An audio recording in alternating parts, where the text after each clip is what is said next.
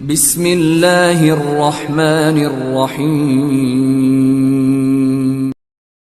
ناظرین محترم، السلام علیکم ورحمۃ اللہ وبرکاتہ۔ قرآن اور حدیث کی اتباع کے سلسلے میں پچھلی ویڈیو میں ہم نے یہ بات سنی تھی کہ رسول اللہ صلی اللہ علیہ وسلم نے اپنے حدیث میں یہ فرمایا ہے لن تضلوا ما تمسکتم بہما کتاب اللہ و سنت رسولی۔ بعض لوگ جو قرآن و حدیث کا نعرہ لگاتے ہیں وہ یہ بات جانتے نہیں کہ رسول اللہ صلی اللہ علیہ وسلم کی زبانی سنت کا لفظ آیا ہے۔ اس کی میں 2-3 مثالیں آپ کے سامنے پیش کر دوں کہ دیکھیے، ایک تو حدیث ہے اور ایک سنت ہے۔ بخاری شریف کی صحیح حدیث ہے، نبی کریم صلی اللہ علیہ وسلم نے جوتے پہن کر نماز پڑھی۔ اب اگر کوئی آدمی یہ کہے کہ بھئی حدیث میں آیا ہے کہ جوتے پہن کر نماز پڑھنا چاہیے اور ہر آدمی ہر جگہ جو ہے جوتے پہن کر نماز پڑھنے کو ضروری اور لازم سمجھے، تو اسے جو ہے کم عقل کہا جائے گا۔ بلکہ حدیث کے مفہوم کی اتباع جو رسول اللہ صلی اللہ علیہ وسلم سے ثابت ہو کر سنت بن گئی، ایک طریقہ رائج ہو گیا جس کو اللہ کے نبی نے کہا علیکم بسنتی۔ اس حدیث میں بھی علیکم بحدیثی کا لفظ نہیں ہے، علیکم بسنتی کا لفظ ہے۔ اور اسی طرح وہ سنت الخلفاء ہے، اور خلفاء کی سنت کا جو ہے نبی کریم صلی اللہ علیہ وسلم نے حکم دیا ہے، تو یہاں پر بھی حدیث کا لفظ نہیں ہے۔ تو معلوم ہوا نبی کریم صلی اللہ علیہ وسلم کی کبھی کبھار کوئی بات ہوئی ہو تو اس کو بھی راویوں نے، صحابہ نے حدیث کے طور پر ذکر کیا ہے، ضرور صحیح سند کے ساتھ موجود ہے، اور اس کے راوی بھی درست ہیں، نریٹرز بھی اس کے صحیح ہیں، لیکن اس حدیث پر عمل کیا یا نہیں یہ دیکھا جائے گا۔ ایک اور حدیث ہے، نبی کریم صلی اللہ علیہ وسلم نے فرمایا توضؤوا مما مست النار، آگ پر پکی ہوئی چیز کے کھانے کے بعد تم وضو کرو۔ دیکھیے، یہ تو امر وجوبی ہے بعض علماء کے نزدیک، کہ وہ کہتے ہیں کہ نبی کریم صلی اللہ علیہ وسلم نے حکم دیا ہے توضؤوا، وضو کرو۔ تو اب اگر کوئی آدمی گرم پانی سے وضو کرے، گرم پانی تو آگ سے گرم کیا جاتا ہے، اس سے وضو کرے، تو پھر اس کا وضو کیسے ہوگا؟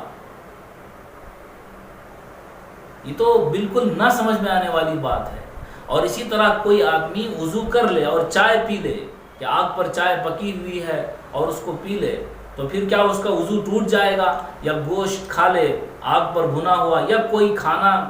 جو آگ پر پکی ہوئی چیز ہے کھا لے، تو معلوم ہوا نبی کریم صلی اللہ علیہ وسلم کی احادیث کو سمجھنا چاہیے نبی کریم صلی اللہ علیہ وسلم کے صحابہ کے عمل کے ذریعے سے، کیونکہ جو نبی کریم صلی اللہ علیہ وسلم نے کہا ہے اس پر 100% عمل کرنے کی کوشش صحابہ نے کی ہے، اور صحابہ کے پاس سنت طریقہ نبی کریم صلی اللہ علیہ وسلم کا رائج ہو کر قائم ہو گیا ہے۔ اب ہم کو صحابہ اکرام رضوان اللہ تعالی علیہم اجمعین کی وہ باتیں دیکھنی چاہیے جو نبی کریم صلی اللہ علیہ وسلم سے سنت بن کر ان تک پہنچی ہیں، ان پر ہم کو عمل کرنا چاہیے۔ اور اگر کوئی آدمی صرف حدیث اور صرف قرآن پر عمل کرنے کے پیچھے لگا رہے گا، بالکل ایسا ہی ہوگا جیسا میں نے اس سے پچھلی ویڈیو میں کہا کہ وہ مسائل نماز یعنی صرف وضو کو تلاش کرتے کرتے اس کی زندگی جو ہے گزر جائے گی، لفظ وضو تلاش نہیں کر سکے گا۔ جیسے میں نے توضؤ مما مست النار کی حدیث آپ کے سامنے پڑھی، یہاں پر وضو سے مراد جو آدمی کوئی چیز آگ پر پکی ہوئی کھا لے تو وضو شرعی نہیں ہے، وضو عرفی ہے، کہ وہاں پر کلی کرنے کو بھی عرب میں وضو کہا جاتا تھا۔ تو یہاں یہ مراد ہے کہ بھئی وضو سے مراد کلی کرنا ہے۔ اور اگر کوئی آدمی اس کی تحقیق میں لگا رہے اور جو ہے کسی کی بات کو نہ مانے بغیر ڈائریکٹ بذات خود حدیث پر عمل کرنے کی کوشش کرنا چاہے گا، تو وہ جو ہے گمراہ ہوگا، یہاں تک کہ غلط مفہوم اپنے آپ سے سمجھ کر جو ہے وہ دنیا اور آخرت میں ناکام ہوگا۔ تو معلوم ہو گیا کہ جو آدمی قرآن و حدیث کے فہم تک پہنچ سکتا ہے وہ تو قرآن و حدیث کے فہم کو سمجھ کر عمل کرے گا، اس کو مجتہد کہیں گے۔ اور جو مجتہد نہیں ہے، جس کی عقل کی رسائی قرآن اور حدیث کی تہ تک نہیں پہنچ سکتی ہے،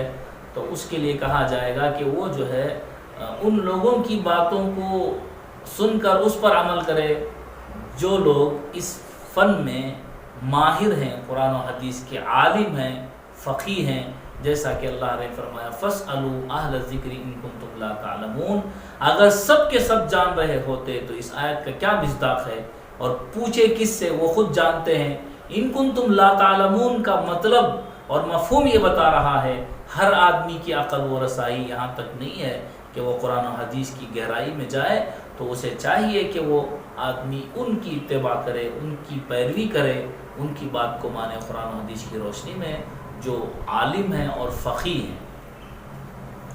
قرآن کی ایک اور آیت لِيَتَفَقَّهُوا فِي الدِّينِ، پچھلے ویڈیو میں بھی ہم نے عرض کیا سورہ توبہ کی آیت کہ ایک جماعت ایسی ہونی چاہیے جو دین میں فقہ حاصل کرے۔ یہ آیت بھی اس بات پر دلالت کر رہی ہے کہ اللہ نے سب کو وہ صلاحیت دین کی، قرآن و حدیث کے سمجھنے کی اور اس میں گہرائی تک جانے کی صلاحیت نہیں دی ہے۔ ایک اور حدیث بھی ہے، ایک اور آیت بھی ہے وَالرَّاسِخُونَ فِي الْعِلْمِ، کہ اللہ رب العزت نے جو احکامات نازل کیے ہیں اس میں متشابہات بھی ہیں۔ سورہ آل عمران کے پہلے صفحے میں آیت موجود ہے جس میں کہ کچھ آیتیں متشابہ ہیں جن کی فہم تک، جن کے رسائی تک، جن کے گہرائی تک ہر کسی کی رسائی نہیں ہو سکتی، ہر کوئی نہیں پہنچ سکتا۔ لَٰكِنِ الرَّاسِخُونَ فِي الْعِلْمِ مِنْهُمْ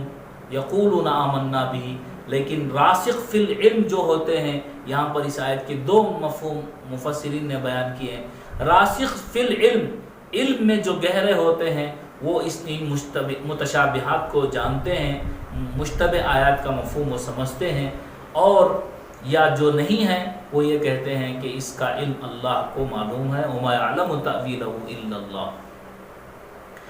اور سنت اور حدیث کا فرق میں نے آپ کے سامنے سمجھا دیا۔ انشاءاللہ اگلی ویڈیو میں بھی آپ کو اس کے بارے میں کہ ہم جو ہے ان چار فقہا میں سے کسی ایک کا اتباع کریں یا چاروں کی ہم جو ہے اتباع کریں، ان کی پیروی کریں، یہ بات انشاءاللہ اگلی ویڈیو میں عرض کی جائے گی۔